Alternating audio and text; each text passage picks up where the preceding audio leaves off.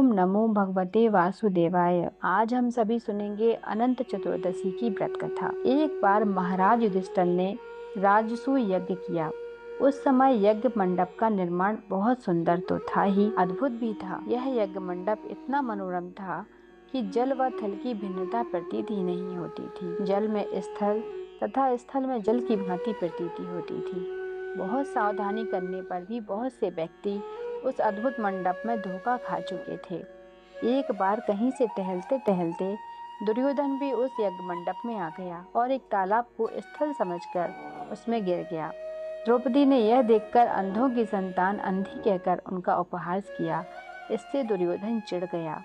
यह बात उसके हृदय में बाण के समान लगी।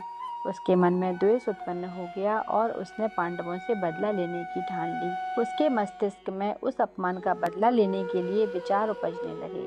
उसने बदला लेने के लिए पांडवों को द्रोध कीड़ा में हराकर उस अपमान का बदला लेने की सोची। उसने पांडवों को जुए में पराजित कर दिया। पराजित होने पर प्रतिज्ञा के अनुसार पांडवों को 12 वर्ष के लिए वनवास भोगना पड़ा। वन में रहते हुए पांडव अनेक कष्ट सहते रहे। एक दिन भगवान कृष्ण जब मिलने आए तब युधिष्ठिर ने उनसे अपना दुख कहा और दुख दूर करने का उपाय पूछा। तब भगवान श्री कृष्ण ने कहा कि हे युधिष्ठिर, तुम विधि पूर्वक अनंत भगवान का व्रत करो। इससे तुम्हारा सारा संकट दूर हो जाएगा और तुम्हारा खोया हुआ राज्य पुनः प्राप्त हो जाएगा। प्राचीन काल में सुमंत नाम का एक तपस्वी ब्राह्मण था। उसकी पत्नी का नाम दीक्षा था। उसकी एक परम सुंदरी धर्मपरायण तथा ज्योतिर्मय कन्या थी जिसका नाम था सुशीला। सुशीला जब बड़ी हुई तो उसकी माता दीक्षा की मृत्यु हो गई। पत्नी के मरने के बाद सुमंत ने कर्कसा नामक स्त्री से दूसरा विवाह कर लिया। सुशीला का विवाह ब्राह्मण सुमंत ने कौंडिन्य ऋषि के साथ कर दिया। विदाई में कुछ देने की बात पर कर्कसा ने दामाद को कुछ ईंटें और पत्थरों के टुकड़े बांधकर दे दिए। कौंडिन्य ऋषि दुखी होकर अपनी पत्नी को लेकर अपने आश्रम की ओर चल दिए, परंतु रास्ते में ही रात हो गई। वे नदी के तट पर संध्या करने लगे। सुशीला ने देखा वहां पर बहुत सी स्त्रियां सुंदर वस्त्र धारण कर किसी देवता की पूजा कर रही थीं। सुशीला के पूछने पर उन्होंने विधि पूर्वक अनंत व्रत की महत्ता बताई। सुशीला ने वहीं उस व्रत का अनुष्ठान किया और 14 गांठों वाला डोरा हाथ में बांधकर ऋषि कौंडिन्य के पास आ गई। कौंडिन्य ने सुशीला से डोरे के बारे में पूछा तो उसने सारी बात बता दी। उन्होंने डोरे को तोड़कर अग्नि में डाल दिया।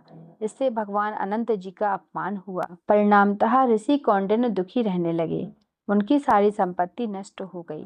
इस दरिद्रता का उन्होंने अपनी पत्नी से कारण पूछा तो सुशीला ने अनंत भगवान का डोरा जलाने की बात कही। पश्चाताप करते हुए ऋषि कौंडिन्य अनंत डोरे की प्राप्ति के लिए वन में चले गए। वन में अनेक दिनों तक भटकते भटकते निराश होकर एक दिन भूमि पर गिर पड़े। तब भगवान अनंत प्रकट होकर बोले, हे कौंडिन्य, तुमने मेरा तिरस्कार किया था, उसी से तुमने इतना कष्ट भोगा है। तुम दुखी हुए, अब तुमने पश्चाताप किया है, मैं तुमसे प्रसन्न हूँ। अब तुम घर जाकर विधि पूर्वक अनंत व्रत करो। 14 वर्ष पर्यंत व्रत करने से तुम्हारा दुख दूर हो जाएगा। तुम धन धान्य से संपन्न हो जाओगे।